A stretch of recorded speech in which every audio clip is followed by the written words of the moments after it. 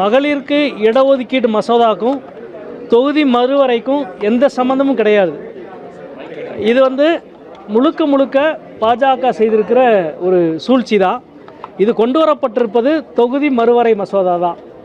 இதை மகளிர் இடஒதுக்கீடு என்ற ஒரு கேடயத்தை பயன்படுத்தி இவங்க கொண்டு வந்திருக்காங்க. மகளிர் இடஒதுக்கீடு மசோதா ஏற்கனவே நிறைவேற்றப்பட்டாகிவிட்டது. அது இப்போ இருக்க நாடாளுமன்ற உறுப்பினர்கள் எண்ணிக்கையிலே அதை உடனடியாக நம்ம நிறைவேற்றலாம். இவங்க தொகுதி மறுவரை என்ற மிகுந்த சிக்கல் நிறைந்த ஒரு பிரச்சனையை 50 வருடமாக ஃப்ரீஸ் செய்யப்பட்ட மக்கள் தொகை கணக்கெடுப்பை மீண்டும் பண்டோரா பாக்ஸை ஓப்பன் பண்ணுற மாதிரி ஓப்பன் பண்ணி ஒரு பெரிய குழப்பத்தை உருவாக்க நினைக்கிறாங்க. குறிப்பாக ஒரு மனிதனுக்கு ஒரு வாக்கு என்ற அரசியல் சாசனம் சொல்லுது. அது ஒரு முக்கியமான கோட்பாடு. இன்னொரு பக்கம் மக்கள் தொகை கட்டுப்படுத்திய மாநிலங்களால் ஏற்பட்டிருக்கிற அசமத்துவமான நிலை, இந்த ரெண்டுக்கும் இடையில ஒரு பெரிய முரண் இருக்கிறது, ஒரு பெரிய சவால் இருக்குது. இதை சந்திப்பது இந்தியாவில் மிக மிக முக்கியமான ஒரு பிரச்சனை. இந்த பிரச்சனையை ஒரு அனைத்து கட்சி கூட்டம் நடத்தி அனைத்து மாநிலங்களினுடைய முதலமைச்சரை நடத்தி ஒன்றுபட்ட ஒரு ஆலோசனையை உருவாக்கி அதற்கு பிறகு நாடாளுமன்றத்திலே கொண்டு போய் வைப்பதன் மூலமாகத்தான் இதை நிறைவேற்ற முடியும்.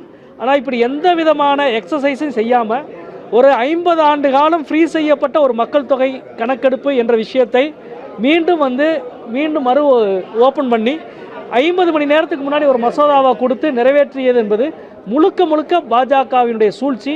குறிப்பாக தென் மாநிலங்களின் மீது பாஜகவுக்கு இருக்கிற வஞ்சகம், குறிப்பாக தமிழ்நாடு போன்ற மாநிலங்கள், கேரளா போன்ற மாநிலங்கள் மக்கள் தொகை கட்டுப்படுத்திய வெற்றிகரமான மாநிலங்களுக்கு கொடுக்கப்படுகிற அநீதியும் தண்டனையுமாகத்தான் இதை நான் பார்க்கிறேன். சார், இதுவரை தமிழக வரலாற்றிலே காணாத ஒரு வாக்குப்பதிவு இந்த முறை நிகழ்ந்திருக்கு. இது சில பேர் புதிய கட்சிகளோட வரவுன்றனால தான் அப்படின்ற ஒரு கருத்து இருக்கு.